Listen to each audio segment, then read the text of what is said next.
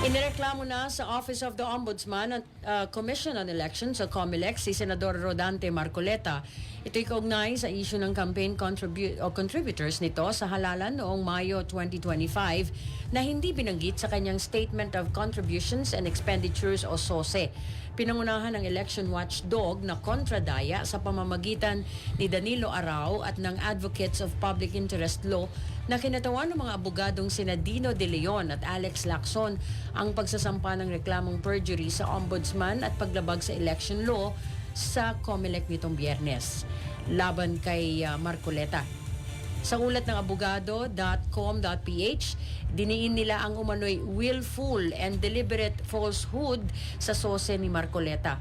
Binanggit nila ang pag-amin mismo ng senador sa isang programa sa telebisyon na nakatanggap siya ng kontribusyon para sa kanyang senatorial campaign pero pinili niyang huwag nang ideklara ang mga pangalan sa kahilingan na rin ng mga ito.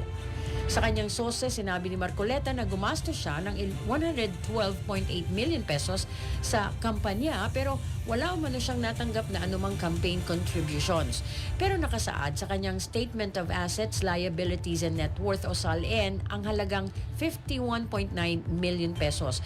Malinaw umano ang paglabag nito sa Omnibus Election Code na kailangang kompleto at makatotohanan ang pag-uulat ng lahat ng ginastos at natanggap na kontribusyon para sa kampanya at may kaukulang kaparusahan ang paglabag sa batas.